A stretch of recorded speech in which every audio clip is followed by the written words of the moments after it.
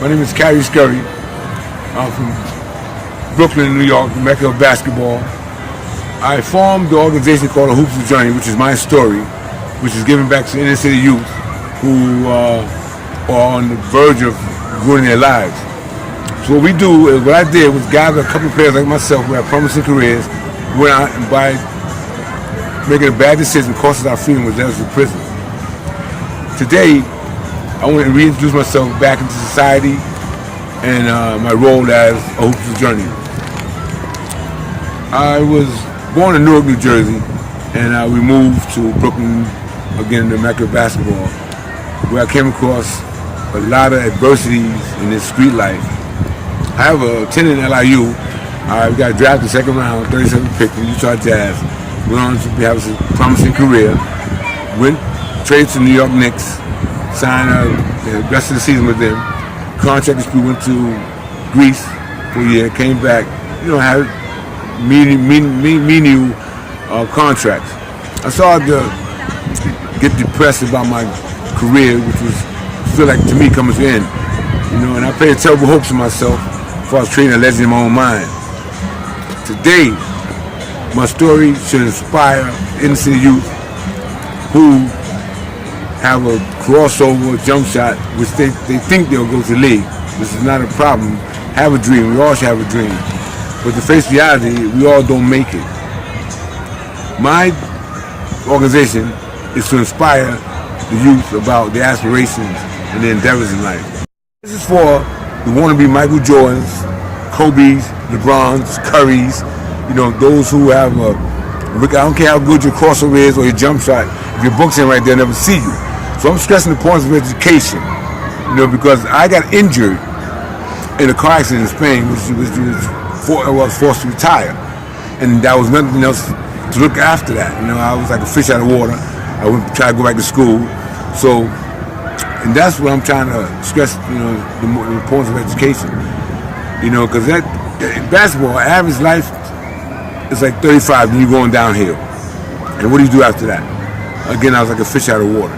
So today, I want to inspire the youth about the importance of life, because it's short-lived. You can look down in math classes and English classes, very important, because you got to know what you're signing. And your math is like, how to budget your money, count your money, how to build wealth. So we have various topics we can talk about as far as the arts and skills of our youth, how to, prepare them for their future after basketball.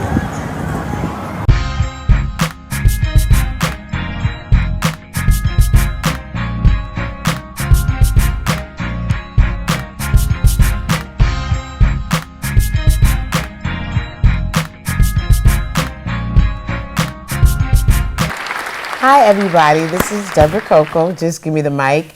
And we come on here on BronxNet, we have a variety of guests for you each week. We highlight different stories, different artists, poets. We like to bring you the positivity that goes on in our neighborhood. Tonight we have a special guest, former Knicks player and Utah's Jazz player. From the NBA. We got Carey Scurry here, and I just want to thank you so much for coming and joining me tonight, because you have a great story. A friend of yours reached out to me and told me about this really great project that you have going on, and I was very excited to sit down and talk with you about, I wanted to go over a little bit of your career, how was it being in the NBA, and then get into what you're doing now, because this is really great news. You're going to be very excited to hear this. So give us a little background on you and how you got started in the NBA. Okay. First and foremost, I'd like to thank you and give me the mic for having me. Great. To share my story. My story first came out, it was written by Clem Richardson, one of the prominent writers from the Daily News, on the great people. And they liked my story, so it came out September 18, 2000. And I went on to Alexander Hamilton in Brooklyn, New York. Okay. At first I was in automotive high school, a mechanical school, which a lot of people thought I was, wasn't going to be a mechanic. As I was growing. And I went on to Alexander Hamilton from automotive. And I went on to LIU, where I was drafted, in the second round by Utah Jazz. Nice. I still hold a school record of rebounds and I was two-time NEC Conference Player of the Year. In January 2006, I was named Northeastern Conference Player in the men's basketball catalog. Wow. That's great. That's great. So from New York, Brooklyn, to a Mormon town in Utah. Right. The life just went. Big drastic change, right? Change. Yes. You know, and I had a contract worth $70,000 back in those times, and you know. That was big money. Yeah. That was big money. Yeah, what year are we talking about? In '85. Yeah, that's big money right there. I had to prove myself in order for it to go up. Which I did. You know, past experience of, you know, partying and stuff like that, it led me to my own demise. So I have such a promising career, you know, it doesn't come without adversity. Right. You know, my playing time started to go down. Like, these are signs of trades. Yes. I was waived in my 4th year. Okay. To the Knicks. The Knicks picked me up at the time, and you came on back home. Came back right. home and played for the remainder of the year. And from there, you know, I was having hopes of coming back to the league at the time, and to no avail. So I went to Europe for a while, and this is where my life turned full circle. Okay. You know, I had a contract in Spain, Barcelona, where I was in a car accident, and I had a life-threatening injury to my neck, so I was forced to retire from that, which I didn't want to, you know, admit, you know, come to realization. And from that time, depression didn't sit well with me, so I started to deviate from that. So today, as a HOOPSTER journey, as my incarceration, I hashed out a plan to tell my testimony. I use the podiums to talk to youth like myself, who's on the verge of really ruining their lives. Right. And I hashed out a plan to come back and share my testimony, hoping that it'll prevent the at-risk youth that are going on the same road I was going down. Right. Was there a lot of pressure, like when you were young, coming from, like, you know, you came from Brooklyn, you went to Utah, you young, you got all this money now. Like, give us a little bit about that feel, because a lot of people don't get to experience that. That is like, you know, almost lottery right there. That was a lot of weight on my shoulders. You know, I came from a family of 9 siblings, and I was that one in every household. There's that one. Right. You know? And at the young age, my first experience with playing at home at the Garden, you know, that's friends, something. I couldn't even imagine that. You know, the lifestyle of girls and all that type of stuff that happens. And you know, your mom's you're praising you, her church friends, and a lot of things that had happened. And it was like my first experience. You know, we was always a close-knit family. Right. And again, the lifestyle, the gangsters wanted to be the ball players, the ball players wanted to be the gangsters, you know what I'm saying? So they kept us away from that type of lifestyle. But you have other family members that play too, yes, right? Yes, yeah, Moses, Dale Scurry started the clan. It's called the Scurry Brothers, and there's Moses, and there's Willie, and there's Paul.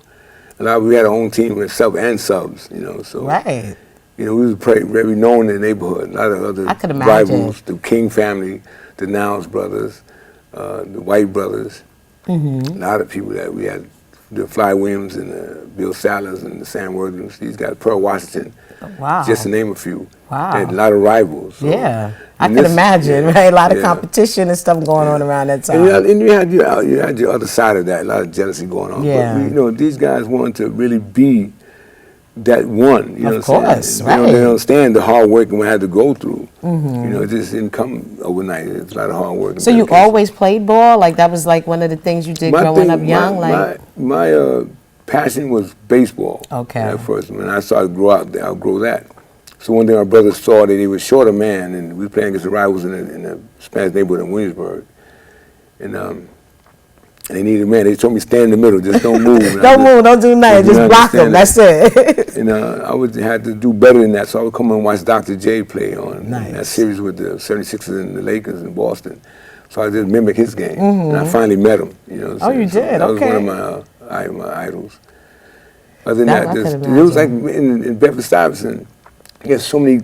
It was like a dream for a lot of players, African Americans, and it's a dream. It's still a dream. It's still a dream. It's still not hard to do. I get this attention today as we speak. You know, and I'm a very positive role model in the community. What I'm trying to do for the inner city youth, and everybody's giving me the heads up, and you know, if I need any type of assistance, they're there for me.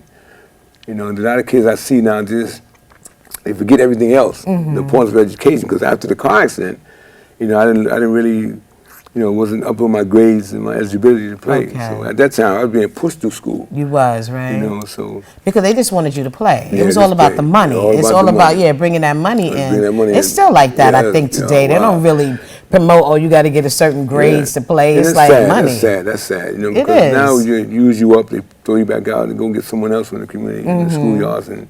And same thing, it's the recycling of us. Right. And there's also the prison system. I see these guys, that's in jail that's coming and have made a bad choice. We have a multifaceted bunch of athletes who have promising careers, who wants to tell their testimony. Hopefully, again, like these kids don't go down that same pipeline of the overcrowded jails. Right. We see that a lot coming in by the droves. And I was talking to these, I had a platform in the prison system about that. So how did your Hoopsters journey come about?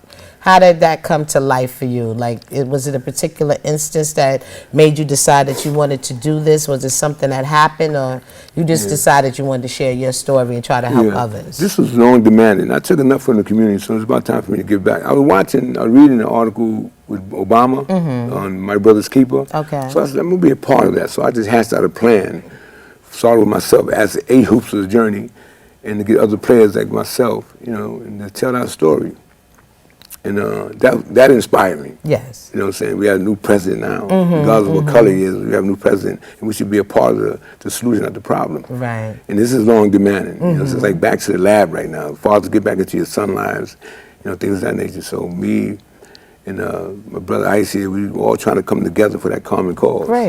Great, because we definitely need that. And I see the targeted age group is like from 6 to 12. Yeah, 6 to 12. Now, why did you decide to pick that particular age group? This is very important. We have to instill this in the youth out today, because right now at the age the 4th and 3rd and 4th grades, if these kids don't graduate, they building new prisons now. Right, so this is the best time. They're putting a lot of money in the prisons now. It's the best time right now to instill these type of goals and aspirations in these kids' lives, the values, important values and goals. Just in case they don't have that role model at home or in their community that's actually taking the time and teach them that. Now tell us, what is the mission? Tell us about what Hoopsters journey really is about. Our goals See? are here. We have it. Once we establish ourselves in our community, we'll branch out by soliciting free space from other nonprofit organizations, building institutions of our own. Okay. And we want to, again, give back, because the communities now, they spend millions of dollars to run these, these systems, so they're really not giving back to the kids. Imagine our future if we don't stand by or do nothing. Imagine if we stand by or do nothing. After school programs are gone, cultural, music, and arts, those type of things are pretty much limited in neighborhoods now. So you need that. You need programs like this. This is the name of my program, and that's why it's called Hoopsters Journey. Its goal is to change the perception of the individual may have of themselves, and the way we perceive the world. And then eventually the world will view us differently, because now we can no longer point the fingers at those we don't fool with the problems ourselves. Right. And it starts at home. It does. So my thing is trying to get the parents involved with it. That would be nice. That would be nice, because a lot of parents they need direction too. Some parents need direction. They need to be we get caught up in educated. working. We got to get 2 and 3 jobs just to make ends meet nowadays. So that would be good if you can get parents to get more involved with it, And these kids see a lot of things. I mean, I went to the same schools, we're in the same neighborhoods, and they see this a lot. They see it every day. They do. They do see a lot, much more than what we did. Branch out, let them, I got connections in Florida, Georgia, Lansbury, be able to go out and see other kids mingle, So your goal is to do it like state to state? State to state. We're in Vegas now, we're in Florida, in various cities right now. So we start at home, so we can go out and branch out. So who are some of the people that you have involved with the program that's working with you? We have the councilman, Robert Cornegie. We have the schools around the mosques, the churches, no kids left out. Okay. Spike Lee, we get involved with him to make it a broader aspect of it. Nice. And a lot of Public people, figures are always good to help get the word out. I'm challenging them to come on out. Right. I'm challenging them to come out and stand up now and be counted for. Their voice do count. Of course, of course. That sounds. I definitely think that would be a great idea. And so once you branch, so you're trying to help children to deter from gangs, making bad decisions, running with the wrong people, knowing self-worth and value, that they can grow up to be great individuals, right? That make great contributions in this world that we are in. Because every time I turn on the news, you just hear about shootings and violence. Like, it's like people don't really value life anymore. So I think it's good that you're saying like 6 to 12. 6 to 12. That age. So when they get out and they start, moving by themselves, they can say no. And they won't be afraid to say no because they know that that's wrong to do. Peer pressure, they won't be. That was you? That was me. Yeah, because peer pressure is something, that you can get caught up in peer pressure, So you went to Spain. You done traveled all over the place. All over the world, all over. How was that for you, though? It was an experience. I was always talking about that in history class. Oh, yeah? It used to be about Brazil and Chile and Argentina. Right. I ain't going there. And here you are standing there. Talking, and I speak 4 different languages. And like, wow. So just inspire the kids to read the map, know where you are. Right. You can travel and learn your language. Our family, our people came from these type of countries. That's right. These places. That's right. And it's just to have the control now. My senior year, I first tried that and just didn't like it. But again, the lifestyle in the NBA it was nothing but just the mall and going out. That's it. Every city, living out of a bag. Oh my gosh, I could imagine. You grew up fast. Yeah, real fast. You grew up real fast. We forgot about it because life do go. For me, it's 20 years. It shot by so fast. Wasting my time. Now I have that sense of relief. Right. Knowing I have the power to reject the substance now. I've been clean for some years now. Which That's defined hard my to existence do it for so long. It was. Defined my existence for so long. I could imagine. I see myself, my old beliefs I had, but you made it through. I made it through. You made it through. It's part of your life journey. You know what I mean? I gotta thank I gotta thank God. That's the first thing we should open up with is thanking God. Right. So I envision the HOOPSTER journey increasing the graduation rates and for these kids, we need that. Individuals, help to build family values, decrease the need for public sense. These type of things for self-worth. Yeah. And respecting one another. Like, these kids, they don't have no respect nowadays. We got to limit that number of gang-related crimes significantly. We do. So, again, hopefully they save thousands of teens. I can't save all of them, but I'm going to save one that's good enough for me. But, again, we can no longer point the fingers. No, you can't. We have to take responsibility. We know what's going on. No, I totally agree with you.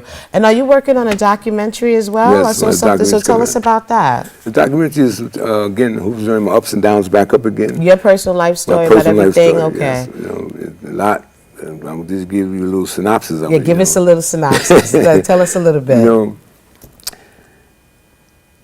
It's about, again, it was 4 quarters. When I was born to high school, college, NBA. And again, when the people read it, I don't want to give too much of it, so I want them to buy the book. It'll be out in hopefully in 2017. Okay.